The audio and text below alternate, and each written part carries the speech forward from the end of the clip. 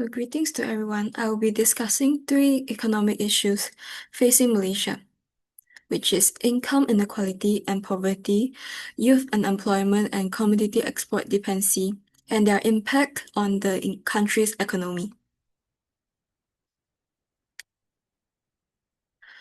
Okay, so let's start off with the first slide. Malaysia is an upper middle income country with a GDP of USD 399 billion and the projected growth rate of 4 to 5% in 2024. While the economy has recovered from its 5.5% contraction during the pandemic, structural weakness persists and it is these weaknesses that are following three issues that reflect. Next one. Okay, so the first issue is the income inequality. The income gap between Malaysia's highest and lowest earners is stark.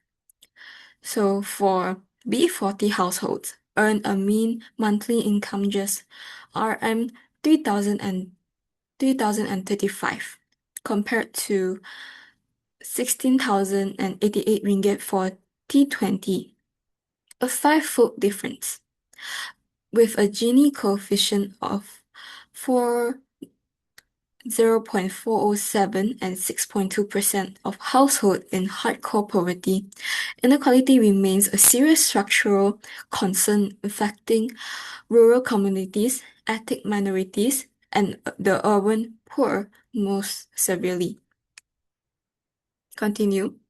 This inequality suppresses domestic consumer spending, limits social mobility, strains public housing and social service, and increase the government fiscal burdens through rising subsidies.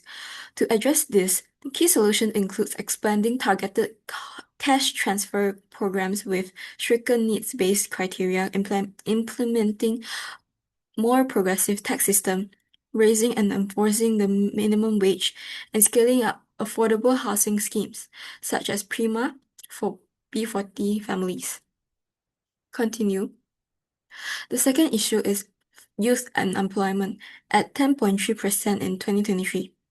Malaysia's youth unemployment rate is nearly three times the national average. Around 200,000 graduates enter the labor market annually, yet struggle to find employment matching their qualifications due to persistent skills mismatch between academics curricula and industry needs.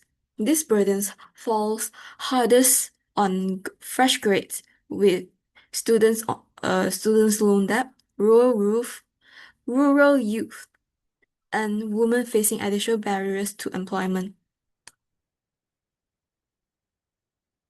Continue. The consequences including the structural employment from skills mismatch, accelerating brain drain as graduates emigrate for better opportunities, reduce tax revenues from unemployment and broader social pressures including mental health challenges and declining birth rates.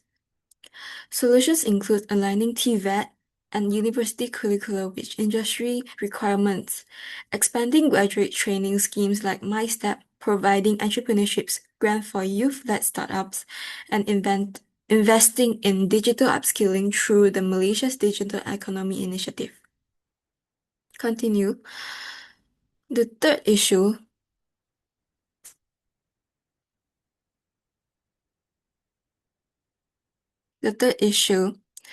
is Malaysia's over-reliance on commodity exports. Palm oil and petroleums together exceed 26% of exports, and Petronas dividends contribute 20 to 30% of government revenue.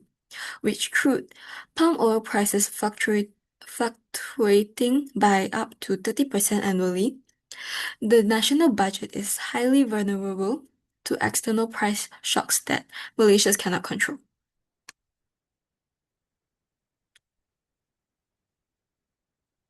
So the dependency causes budget deficits during commodity downturns. Ringgit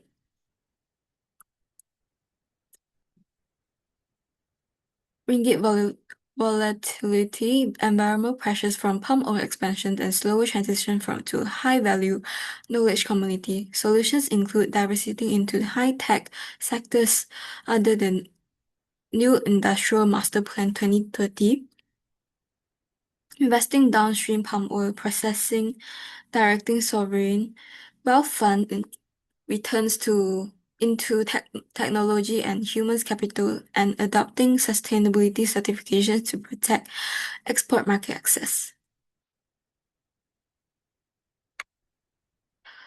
And in conclusion, income inequality, youth employment, and commodity dependency are interconnected structural challenges that require coordinated long-term policy action. Addressing them is essential if Malaysia is built an economy that is resilient, inclusive, and competitive on global stage. Thank you.